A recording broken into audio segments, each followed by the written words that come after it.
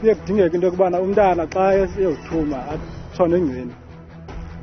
Asinazindlu zangasese isikolo samabanga aphantsi Zwelinzima eMthatha eMpuma Koloni. Abafundi banyanzeleka ukuba bazithume kwithafa elikufuphi. Umphathiswa wezothutho unkosikazi Sindisiwe Chikunga uthembise abahlali baseKapa ukuba bazagamba bonke oololiwe kule nyanga izayo. We want to do well as a team, we want to do well as a group, not just for ourselves but for the country. I-Baby Box zakuntingela kwelase-Australia ziyokuthabatha inxaxheba kwitumente yentshatsheli abangaphantsi kweminyaka engama-20.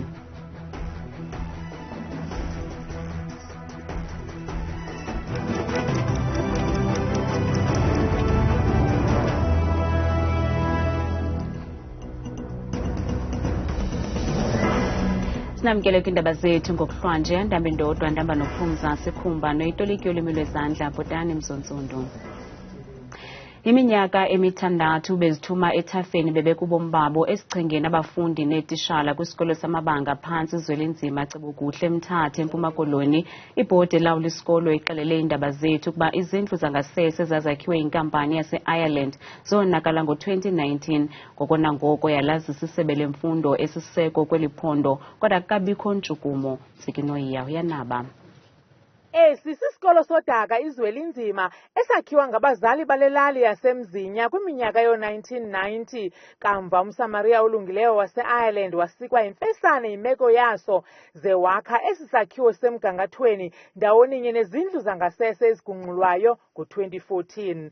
Abazali barhanela ukuba njengoko kwakhiwa ngokugxabhagxabhisa izindlu zangasese azizange zakhiwe kakuhle zezonakala kamsinya ngo-2019. Ngoku wonke umuntu ongena kumasango esi sikolo kenyanzeleka ukuba azenze mfutshane ethafeni kanye njengaba bantwana. Kuye kudingeka into yokubana umntana xa esiyozithuma atshone engceni. Njengoba uyibona iyadi yesikolo inengca inkulu, yona siyayicheba kodwa aside siyichebe yonke ngenxa yokuba imali. So umntana usuthela ngapha kwengca and ngapha kwalaa ngca asiyazi into ekhoyo kwaze kusethafeni apha ngikho neenyoka ngenzeka yonke into. Abazali batyhola ngelithi besisikolo babhalele isebe lemfundo uthotho lwencwadi becela uncedo kuba incinane inkxaso-mali ilingene bungakanani besikolo kodwa ayibuyi impendulo eza nesisombululo. I-department iyayazi nayo loo nto leyo uba kudala siyihlupha ngezi toilet zibhlokile apha esikolweni. Siyayibhalela ileta batsho bathi bazawubuya bazoyibona le nto sithetha ngayo. Babuye bazoyibona emveni kwexesha sekunjalo. Baphinde back besithi basa ireport beyisa kwabanye abantu abangaphezulu kunabo. Kodwa sekunjalo kude kube khona eyenzekayo. Esi sikolo ke sinamafundi abathe kratya ku200 neetitshala ezintlanu. Siqala ku-grade R ukuya ku-grade 7. Sele kukho abantwana asele beqalisile ukuya exesheni abathi baba novalo xa indalo ingathabathi indawo yayo besesikolweni. Njengoba ndiqala exesheni ndiye ndibe novalo ngoba andiyazi uba ndingatshintsha njani ngoba apha esikolweni azikho ii-toilets. And ndiye ndibe novalo loba asina-privacy apha esikolweni kuba ii-toilets azikho, sithoyilethela phandle. Nophahla lwegumbi elihlala ititshala lingawohloka nangawuphi umzuzu. Ziyazisanda iinzingo zesi sikolo. Kaloku le ndawo yophekela emva kwam kuyabonakala ukuba yagqibela ngopewula ukubaswa kuba isebe lemfundo alikayifaki imali yesibonelelo sokutya sabantwana okoko zivuliwe izikolo emva kwepasika. Ukanti ziphanzile iinzame zethu zokuqhagamshelana nesebe lemfundo khona ukuze liphefumle. Kwiindaba zethu kuChannel 163 ngokuphathelwa iNewsroom Africa, ndinguntsiki Noyiya eZwelinzima eMthatha. Abahlali baseBuyipatung kwisithili saseCitibank kumasipala waseMfuleni eVaal abaxolanga kokuphuphuma kwelindle nelibeke emngciphekweni impilo yabo ingakumbi xa kusina imvula. Bathi sele kuphele iminyaka 10 ngoku bejongene nale ngxaki. Alinyamezeleki ivumba elibangelwa lilindle eliphuphumayo eBuyipatung. Abahlali bathi sekuphele iminyaka bephila ububomi bokucambuza kwelindle yaye bayazenza iinzame zokuyinqanda. Amanzi amdaka angena eziyadini zethu. Imibhobho ehambisa ilindle ayisebenzi. Donakalelwe nayifenitsha. Awunako nokulala phantsi ngoba kugcwele amanzi yonke indawo. Kudala sibiza uceba ngale ngxaki kodwa akaphenduli. Siyagula ngoba kaloku sihlala emanzini. Ukanti elilindle libangela ukufuma kwezindlu nempahla engaphakathi. Ingimoshele kakhulu. Nefridge enye ingale ibingamanzi ngiyabonile. Ngimoshekele konke. Ingcanga yezempilo ithi oku kubeka ubomi babahlali esichengeni bokuhlaselwa zizifo. Spillage of storage in the communities, it poses a very great risk to our communities because people can get cholera, salmonella, chest infection diseases, even worms, lots of diseases actually as such. Ukanti umasipala wasemfuleni uphefumule ngelithi. In terms of sewer spillages generally in the valley and in Mfuleni local municipality, we do have that challenges of infrastructure because of course of development. As and when development happens, you find that the infrastructure can no longer carry all the new developments that come with the area, because most of the development or some of it, you'll find that it's not a properly planned one because some of the residents and businesses, they don't follow bylaws. Uninzi lwabahlali ke sele lugula zizifo ezibangelwe leli lindle, yaye ngoku bagrogrisa ngongathabathi inxaxheba kulo nyulo oluzayo ukuba kukho manyathelo athatyathwayo. Masipala eBuffalo City kwiphondo lempuma koloni wenza uphando ngokuphathelene nokuchithwa kwe-17 million rand eyayibekelwe bucala ukwakha i-swimming pool yasemdantsane. Ukuzokuthi kango kusele kuchithwe i-30 million rand kule pool, kodwa akho msebenzi wenziwayo uqinisekisa ukuba iyagqitywa. Aba bahlali batyhola umasipala ngokungakhathali, bathi bayazi into yokuba lo masipala ubekela bucala izigidi zeerandi eziza kulungisa le swimming pool minyaka le, kodwa akukho tshintsho lubonakalayo. Iinkonde zasekuhlaleni zithi ngexesha lazo yayikwisimo esihle le swimming pool kwaye befundisana uqubha kuyo, kodwa ngoku sele kuyinto engakhathalelwanga. Mhlambi kwakunceda kwasekufika uYesu, uyaqonda, kwenziwe le swimming pool kudala inje, iminyaka inje. Kulwa ngethambo apha into endiyibonayo, ithambo elingenanyama, andiyazi, uyaqonda. Kuthiwa kuzawuqeshwa baqeshwa abantu. Thina dololo sihlala apha sasigade le swimming pool apha, ibhodlozwa sisilwa, siphatha amabhozo nenduku sikuba ngabhoxo le swimming pool, kodwa akho nomnye umntana ozathathwa. Utata nditsho ngoku, yabona ngoku sikule meko, utata ushiyile izolo, uyaqonda, ebelula le swimming pool utata uba mayisetyenzwe, ithi ibe njena nje. Into ebeyihambela ingase kube nomntana oyi-1 wakhe aqeshwe apha, uthi we mkade ngoku. Izakwenzeka loo nto? Ayizokwenzeka because abantu abaphetheyo ngabangapheza abanemali. Ngoku kuzawuba indawo ehlala utsotso because ayikhathalelwanga. Ingathi thina abantu bakule ndawo asingabantu abangahoyekanga because kwakuthiwe masiye kulima kulaa ndawo sasilima kuyo, abazali bethu belima khona yayeka. Ngoku bunoyiqwalasela le ndawo sikuyo emdaka.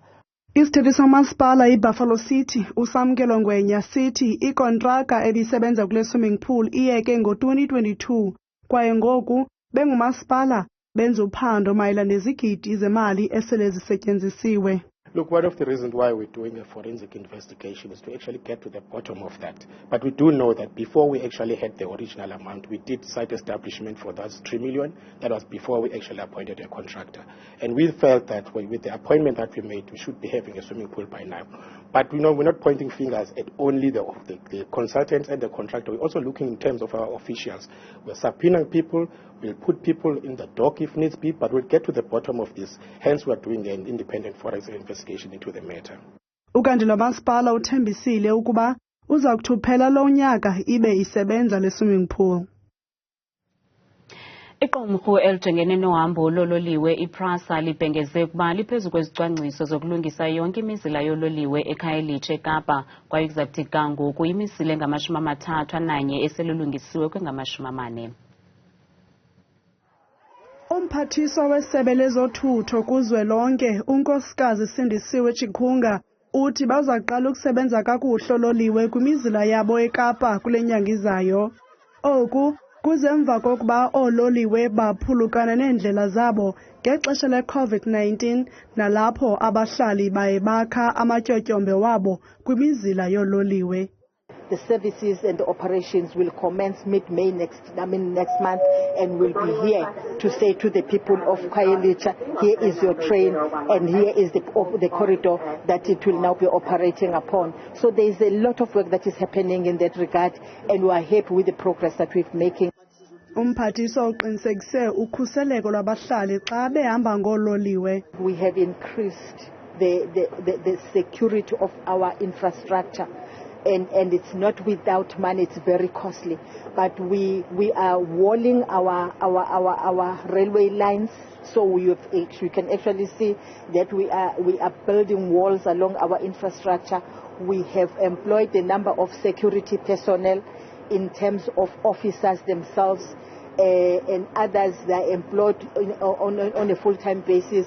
Omnye wabahlali uthi balinde ngomonde ukuvulwa kwemizila yonke yololiwe. It will probably reduce the amount of numbers in the taxis and the buses, because I think most of the people are the people that used to use trains, so now they don't have anything else to use, so they go to the buses and taxis. So I think it's going to help out a lot, and it is a cheaper mode of transport as well. Umphathiswa uChikunga ubongoze abahlali ukuba bangaphinde bakhe izindlu kwimizila yololiwe kwakhona.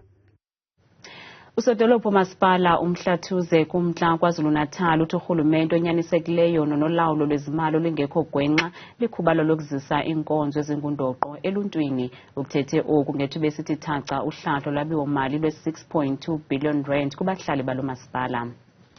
Emva kokufumana ingxelo yophicotho-zincwadi eneziphako konyaka ka-2023 no-2024, umasipala uthe wathethathethana nabantu basekuhlaleni kwimiba yokuhanjiswa kwenkonzo ekufuneka ibekwe phambili kulo nyaka mali. Lo masipala nothwaxwa zinzingo zokunqongophala kogutyulo namanzi uthi unalo icebo. Soqhubeka nama-schemes ngo-2.8 million rand, imigqomo lemkhulu ngokwemiphakathi yethu injani iyanda. Therefore nathi sasandisa imigqomo lemkhulu njengoba sandisa ney'moto sikwazi ukudonsa. 1.7 million rand lapha e-Altin transfer station sifuna ukulungisa indawo yethu lapha le okuhlunga khona idoti e-Altin, nathi sikwazi ukuba nayo ngo-1.7 million rand. Abahlali balommandla bathi bonelisekile le ntetho iyothulwe ngusodolophu. Into esithokoze ngayo njengezakhamuzi ukuthi uhlelo lwebudget lokulungisa amarenki, okulungisa imigwaqo, okulungisa isimo samanzi, iyona nto eyi-priority kumasipala waseMhlathuze, okwenza ukuthi sibe nethemba ekuthaneni iy'mpilo zabantu zizoshintsha. Umasipala waseMhlathuze uthi uzinqa ngezibuko laseRichards Bay kunye namashishini amaninzi aphantsi kweRichards Bay Industrial Zone, kwaye elizibuko likwindawo yesithathu ngobukhulu njengoko linegalelo elimandla kuqoqosho lweliphondo. Ulandulele eli owayesakubanga usodolophu aseTshwane uGqirha Moronwa Magwarela obhubhe ngentseni yanamhlanje emva kwengulo emfutshane eneminyaka engama-52. Isithethi sosapho sithi uGqirha Magwarela akabonisanga zimpawu zokugula de waya kugqirha. Not even a sign of a health concern, only just on Saturday morning where he wasn't feeling very well, and he went to the doctor, he came back to the house, and then yesterday, early evening, he was at the doctor's room. The doctors decided to take him to the hospital so that he can be done some x-rays. And then when he was there at the hospital, while he's still waiting for the doctors in the morning to interpret, then he passed it on. Isithethi sebhunga sikamasipala waseTshwane uNcedo Nzwanana uthi umasipala uphulukene nomntu onobungangamsha nobalulekileyo. Akuhlanga lungehlanga lokhu uThixo besinikeze kona yilokhu uThixo aphinde wakuthatha ngaphakathi kwethu, makaphumule ngoxolo. Ugqirha uMagwarela waba ngusodolophu kweyomdumba kulo nyaka uphelileyo, kodwa warhoxa emva kweveki ezimbini xa kuvela izityholo zobuqhetseba ngakuye, ze wabekwa ityala kwaye ityala lakhe lobuqhetseba belisaqhubeka ngethuba esutywa kukufa.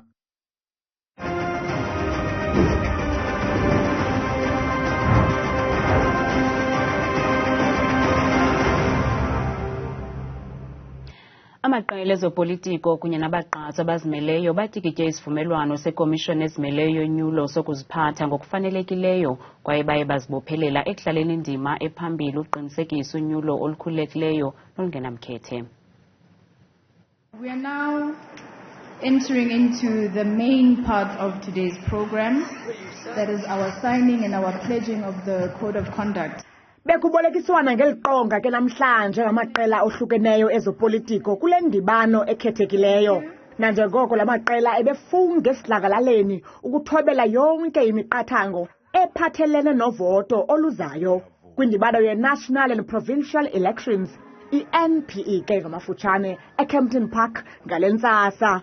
We have worked with different stakeholders, especially the law enforcement agencies in the province of Gauteng, to ensure that the province is stable, an environment of peace and calm is created to enable all those political parties and independent candidates to campaign freely. Avakalisa ukuxhoba nokulungela unyulo amaqela ezopolitiko kuyo le ndibano. You may have noticed maybe inside some people were allowed with the regalia of MK to come and destabilize the process of MK to pledge. So those are things that are crucial where you'll come across with. I don't know why Umkhonto Wesizwe is the most feared organization, where people will always try to infiltrate it. When the democracy matures, you are bound to have mushrooming political parties.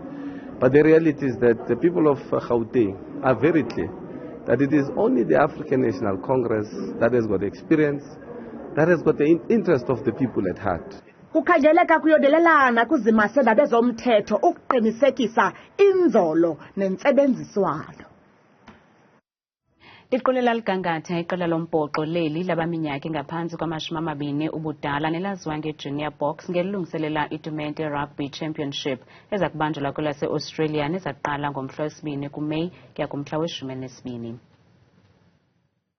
Le tumente ye-Rugby Championship neyokuqala yabaminyaka engaphantsi kwama-20 ubudala iza kunika ithuba amatyendyana azinkwenkwezi zangomso naphuma kweli loMzantsi Afrika, e-Argentina, e-Australia naseNew Zealand. I-Australia yiyo ke eza kusindleka le tumente neza kuqala ngomhla wesibini kuMeyi ze iqukunjelwe ngomhla we-12 kwakuMeyi njalo. For us, it's a privilege and an honor as well. But also, we want to go there to express ourselves, and we want to learn more about each other. And obviously, if the result goes our way, we want to be the winner of that tournament. Umqeqeshi walamakhwenkwe asekhaya uthi bazimisele ukuyiphakamisela emajukujukwini iflag yelo Mzantsi Afrika kule tumente. We want to do well as a team, we want to do well as a group, not just for ourselves but for the country, and if that comes along with producing Springboks, then we're on the right track. Umdlalo wokuqala we-Junior Box uza kuba ngomhla wesibini kuMeyi neNew Zealand ziqubisane ne-Australia ngomhla wesixhenxe ze ziqukumbele nge-Argentina ngomhla we-12. Basiphasa amehlo kwimozulu siphathelwa ngithabile Makhaphela.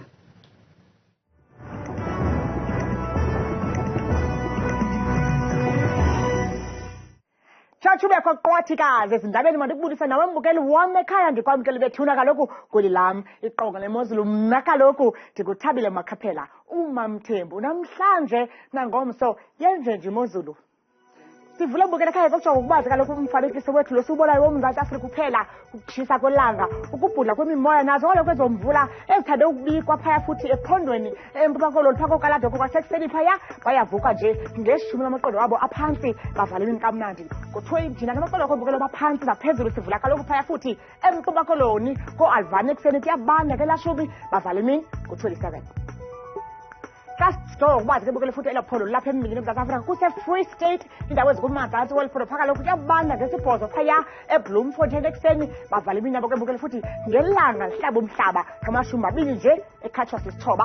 Nathi kaloku bethuna imozulu kuphaya kaloku ephondweni lwethu elisentshona Koloni njengaphaa koFredendal ngasenqomeni phaya ekuseni futhi ngamafutha angephi ka-14 degrees kusabanda phaya ebusuku futhi ngo-22. Zeyenza nje ke bukela ke imozulu futhi kuphaka lokho Northern Cape indawo esiphale baphezulu kulapho futhi phaka lokho Kurumani neziphaluka phaya ekseni bevuka kaloku ngeshumi nje likhethwa sesithathu belusong usuku ngelanga ka31 bethula yenje nje imozulu phaya ephondweni lethu elifana Northwest amazantsi eliphondo phaka koBloemhof kwasekuseni futhi bevuka phambukela kaloku uyachisa phaya ngo13 degrees belusong usuku futhi lelo langa lika31 bona baphila ngohlobo phaya eGauteng ngomsekuseni phaka Springs bavuka kamnandi phaya lihlabela umhlaba kamnandi futhi izulu lonke phaya baliqoshese futhi ngawo kaloku lamashumi amabili nje umbukele ekhathwa sisixhenxe yonke nje imini yabo yangomso naso kwakulubukele futhi imozulu phaya futhi eliphondweni elikumantla apha eMzantsi Afrika elophondo ke Limpopo kobilabile ekseni futhi ngo15 degrees bayivala imini qaluqabathe amafu ka34 Zeyenje kaloku bethula imozulu kuphaka lokho ephondweni lasempumalanga ngomso kwimpuma yeliphondo phaya emalahleni kwasekuseni futhi lishumi nje likhethwa sisibini bayivala imozulu futhi kamafu nje phaya ebusuku ka29 degrees bukola bekhaya xa sisonga sivala imozulu phaya ngephondo lethu laKwaZulu Natal indawo ezikumazantsi phaya eKokstad ekseni futhi kuyabanda phaya ngo10 degrees bayisonga imini yabo kamandi futhi noxa kubanda phaya ebusuku ngo26 degrees itho kaloku imeko apha kwam mna ke ndithanda kangaka xesha limyole